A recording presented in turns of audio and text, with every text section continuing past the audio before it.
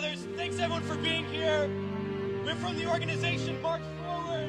We're here to say to all those serving in the Army and the Marines and the Air Force and the Navy that you have the absolute right to refuse to take part in these criminal wars, and that's a right that all of you should exercise. You have no reason to go put your life on the line and kill and die for profit.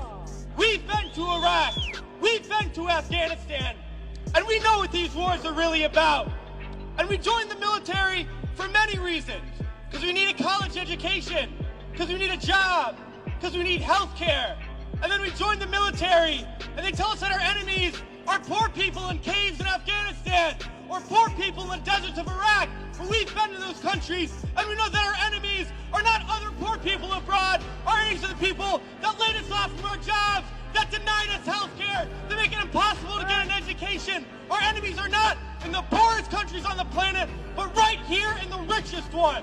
The occupations of Iraq and Afghanistan alone are costing over $700 million every single day. This is a crime every single day, while so many of us are hurting. Well, I think all of us here and the vast majority of people in this country would agree that we can spend $700 million a day better than bombing people that we have no reason to bomb. We can spend $700 million a day rebuilding those countries we've destroyed. We can spend $700 million a day caring for the veterans we get home when they get home, and then we can spend $700 million a day giving every single person health care, a college education, a job, and a livelihood, and a home. That's what we need to be spending our money on. But this government is not going to do that. They're not going to use the money in that way. They're not going to end the wars. And they're not going to do it because it's not our government.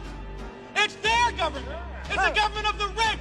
It's the government of Wall Street, of the oil giants, of the defense contractors. It's their government, and the only language that they understand is shutting down business as usual. And that's what we're doing here today, and we're going to continue to do until these wars are over.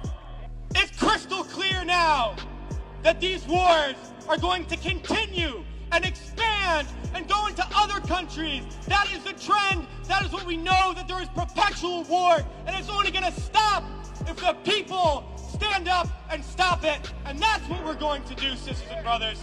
A lot of people ask me, what do we do? Because we all know things are bad. We all see the atrocities on TV. We read about it. We experience it. People always ask, what do I do? Because we always want to know what to do. Do we vote? Do we support a politician? Do we join an organization? What do we do? Well, I'll tell you what we do. It's simple. We fight. We fight, and we fight, and we fight, and we shut down our workplaces. We shut down our schools. We shut down the streets. We shut down business as usual, and we fight until we force the people in there to do what the people out here want. Because that's how we're going to get around, and we're going to fight until there's not one more bomb drop, not one more bullet fired, not one more soldier coming home in a wheelchair, not one more family slaughtered, not one more day of U.S.